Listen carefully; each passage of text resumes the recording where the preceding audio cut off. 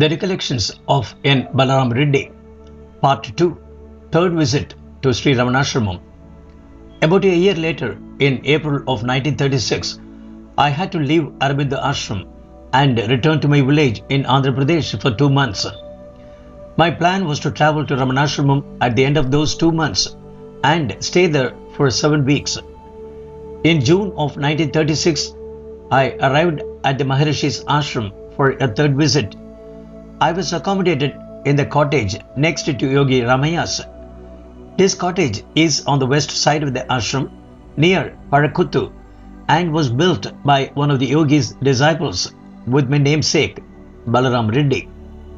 This same Reddy was also responsible for building Yogi Ramiah's cottage.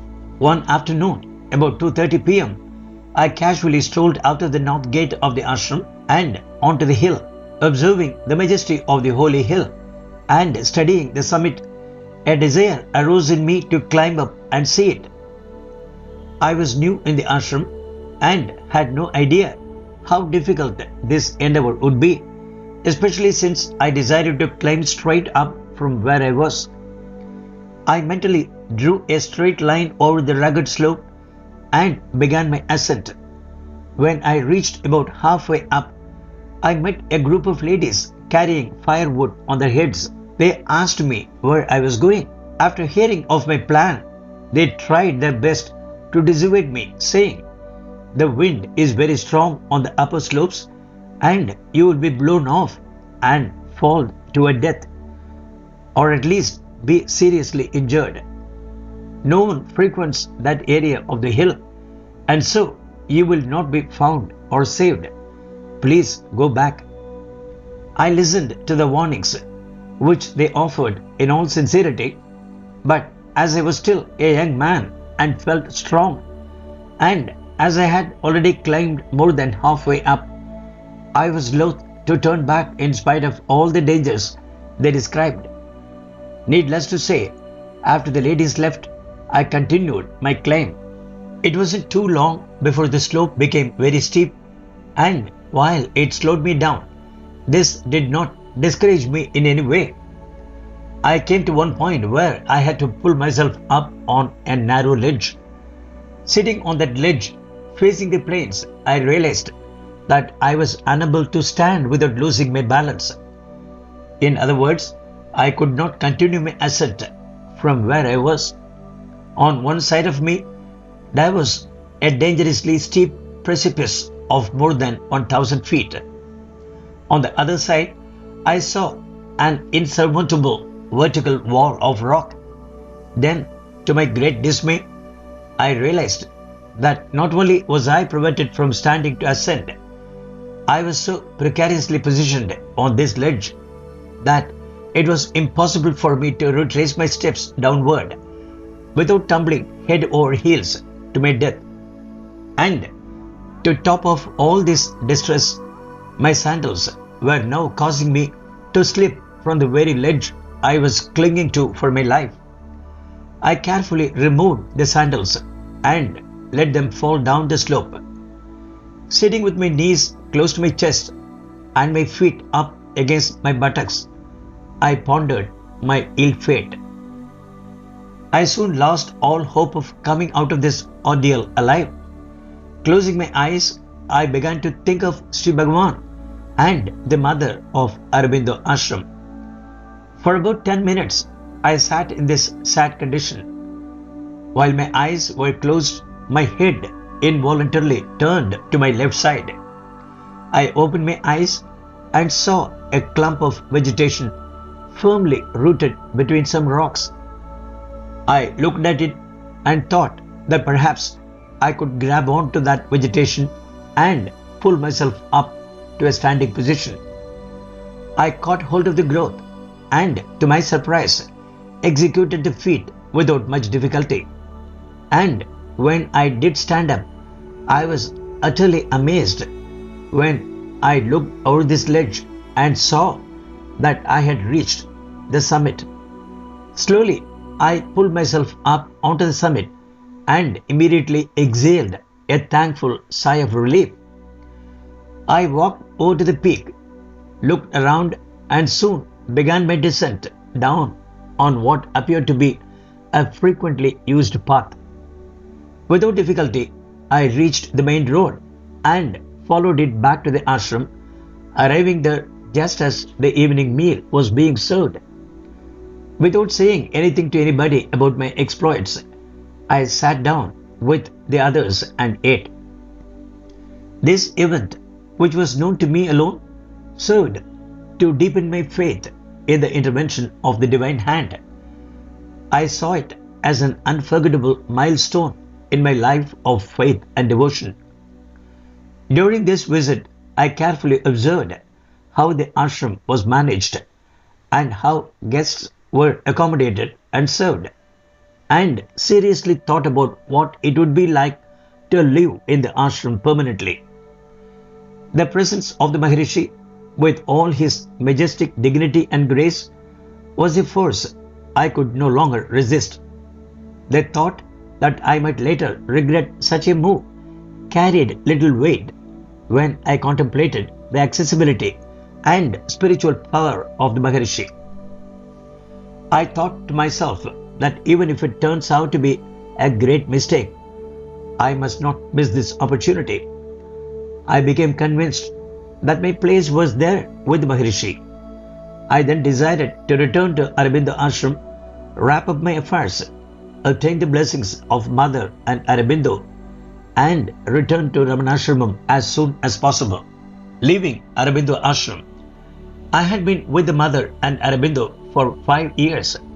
During those years, they showered me with kindness and love while guiding me on the spiritual path. My gratitude and regard for them compelled me to obtain the permission and blessings before leaving. This turned out to be much more difficult than I imagined. In Aurobindo Ashram, it was the practice of the disciples who had doubts or questions to write them in the form of a letter to Sri Aurobindo. All the letters were daily collected and taken to Aurobindo, who would sit with the Mother during the nights and promptly answer them in writing. Sometimes we would see the lights burning all night as they were engaged in this work. Upon my return from Ramanasramam, I wrote a letter stating my desire to receive their blessings and permission to live at Ramanasramam. In the letter to Aurobindo, I wrote that since your yoga begins with self-realization, kindly permit me to go to Ramana Maharshi, who emphasizes only self-realization, a state I have not attained or may not even be worthy of attaining. Aurobindo's reply was affectionate but negative in regards to my leaving his ashram. He wrote, both self-realization and the supra-mental state can be simultaneously developed and achieved here. There is no need for you to go there. I was extremely disappointed at his response and consequently became frustrated, restless, and discouraged. I soon began to have sleepless nights and felt distraught. I then wrote a second letter to Aurobindo with the same request. Again, I was denied permission. It took a long 5 months and a third letter before Aurobindo and the Mother finally agreed, giving me their permission and blessings. Perhaps they realized I was determined to go, and they saw no other recourse but to grant my request. In Aurobindo's final letter to me, he wrote, since you were determined to follow a path in which you can achieve only partial realization, we give you our blessings, though we believe it would be better if you stayed on here and pursued your sadhana where both the Mother and I can help you. It was the rule in Aurobindo Ashram that any letter written to or received from Aurobindo should not leave the ashram premises. So, to comply with this rule, I burnt all my letters except the final letter I received from Aurobindo. This I kept with the view of showing it to Bhagavan. Settling at Sri Ramanasramam on 5th of January 1937, I finally arrived at Sri Ramanasramam for good. This happened to be the day after the Maharishi's 57th birthday was celebrated. As there was still a crowd gathered there for the festivities, I was accommodated with many others in a common guest room for men. Soon after, when nearly all the guests dispersed, I was given Yogi Ramiah's cottage to use. I then thought that I would use this cottage while the yogi was absent from the ashram, which was most of the time, and find other accommodations during his visits. This seemed to me to be a convenient arrangement. After all, I had now come to settle down there permanently with the Maharishi as my guru. But after only 1 month had passed, the ashram management informed me that though they didn't want me to leave Bhagavan's holy presence, it was not the practice of the ashram to accommodate devotees permanently. They respectfully requested me to find a place outside and gave me a 15-day extension to arrange it. During the early years, there were no houses anywhere near the ashram, as it was mostly jungle or forest. I eventually found an upstairs room in a Brahmin's house near the Arunachala temple in town. For my meals, I would sometimes cook small items in my room, sometimes obtain food from somewhere outside, and somehow manage without feeling inconvenienced. Daily, I would rise at about 3 or 4 a.m., walk to the ashram, stay in the hall with Bhagavan until 10 a.m., return to my room, come back again to the ashram at 3 p.m., and stay there until 8 p.m. It went on like this during the first year. If possible, I would always sit close to Bhagavan, so I could hear all of his precious utterances. Soon after settling in Tiruvannamalai and surrendering to Bhagavan as my guru, I wrote in English on legal size paper a rather long, detailed history of my life and handed it over to Bhagavan. In that letter of several pages, I poured out my heart to Bhagavan, withholding nothing. He carefully read through all the pages and then returned them to me. For the first few months after my arrival, Bhagavan would frequently start up conversations with me. With no apparent reason, he would start explaining to me a verse, some aspects of a certain philosophy or a certain spiritual practice. This went on to such an extent that S.S. Cohen, in a light way, complained to me, saying, "Why do you always make Bhagavan talk? I think I am getting jealous." I naturally protested. I am not making him talk. For some reason or other, he simply looks at me and starts talking. Often, during these discussions, Aurobindo's philosophy would come up, and on some occasions, Cohen and Chadwick would also join in and try to dismiss any validity to Aurobindo's path.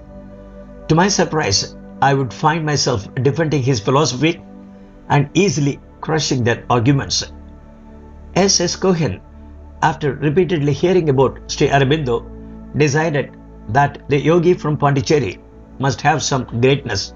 Consequently, one day he travelled to Pondicherry and while there wrote a note to Aurobindo describing who he was, what he wanted from life, self-realization, and where he was then residing, Sri Ramanasramam.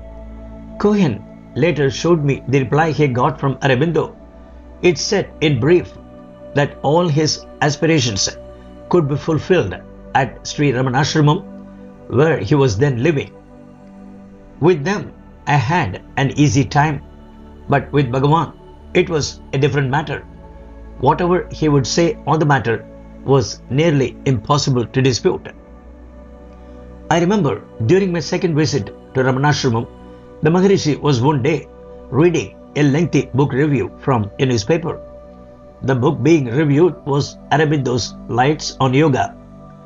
The reviewer was Kapali Sastri, and the editor of this newspaper was Bhagavan's devotee, S.M. Kamath.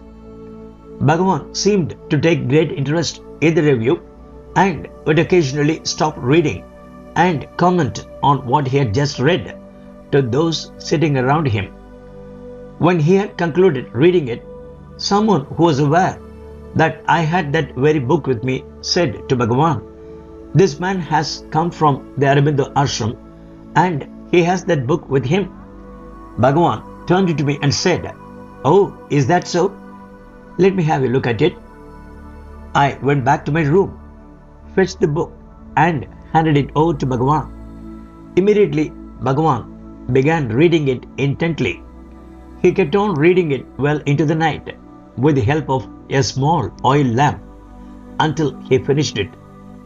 When I came into the hall the next day, he began discussing the book with me, telling me that a certain term used in the book might look like something new, but it is actually the equivalent of this other term used in such and such ancient text, etc.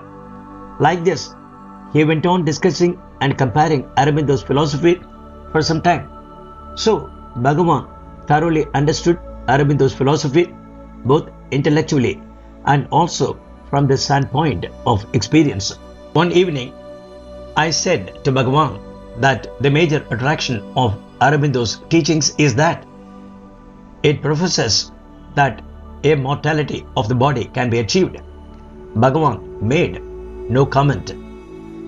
The next day, as soon as I walked into the hall and sat down, Bhagavan looked at me and began saying, "In Kumbakonam, there was one yogi, C.V.V. Rao, who was proclaiming to all his doctrine of the immortality of the body. He was even so bold as to declare that Dr. Annie Besant, a distinguished public and spiritual personality in India, would have to come to him to learn how to make her body immortal. But before he had a chance to meet Dr. Annie Besant, he died." This brief story clearly illustrated his point. On another day, not too long after settling near Sri Ramanasramam, I approached Bhagavan when no one was in the hall and showed him that last letter I had received from Aurobindo. Bhagavan asked me to give it to him to read. I told him he would be unable to decipher Aurobindo's handwriting, as it was very illegible and only those who have studied it for some time could read it. He said, "Give it to me, let me try."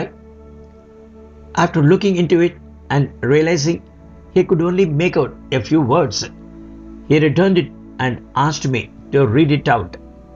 I began reading it, and when I came to the sentence, "Since you are determined to follow a path in which you can achieve only partial realization," Bhagavan stopped me and said, "Partial realization? If it is partial, it is not realization, and if it is realization, it is not partial." This was the final blow that silenced all my doubts. I then destroyed this letter like all the rest. And because of all the discussions I had had with Bhagavan, I soon felt perfectly established in his teachings, having a clear understanding of where the Maharishi's path and Aurobindo's path diverged and went different ways. When all the clouds of doubts and distractions dispersed, so did our discussions. Bhagavan then knew that I understood and the foundation work had been done. The purpose of all our discussions were served, and so they stopped automatically. To be continued.